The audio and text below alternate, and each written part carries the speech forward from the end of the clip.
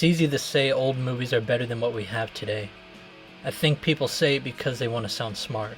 It's a safe position to argue remakes and reboots are bad and you can't beat the classics. And that's why I want to push back against that kind of stuff. We have new technology and it should be used.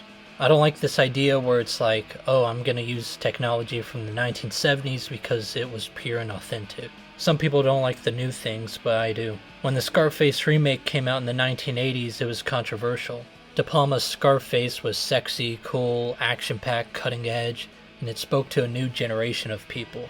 You don't want to be a LARPer who recreates old art and never attempts to try something new because you think modern times suck and you want to return to tradition.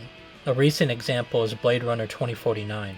2049 and Blade Runner both share the same themes and they're relatable, but 2049 truly captures what a lot of young men feel today. We relate to Kay, the main character, because he's a lonely young guy desperate for human connection. Everything in his time is sexual and fake. See where we are today. We're more alone than ever before. If the film came out 70 years ago, audiences wouldn't respond to it. So movies like Blade Runner 2049, Nightcrawler, Under the Silver Lake, Drive, Her, all speak to us.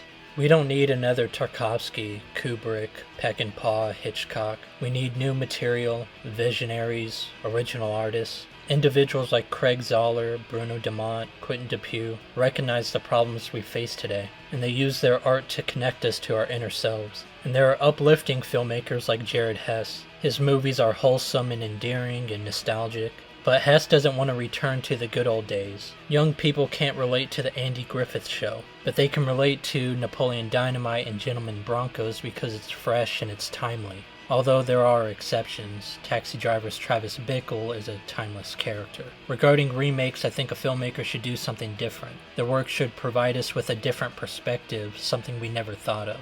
The 2004 Dawn of the Dead is superior to the 1978 Romero film. It might be a hot take, yeah I get it, the original is about greed and war and consumerism, but the zombies aren't scary. It aged horribly, it's pretty boring. It's a movie that wants to preach to you first, entertain you second, when it should be the other way around. Snyder's remake tapped into a deep-seated anxiety. It tapped into pop culture's biggest fears. Those running zombies are more terrifying than Romero's monsters. So to recap, use new technology, stop living in the past, express yourself honestly.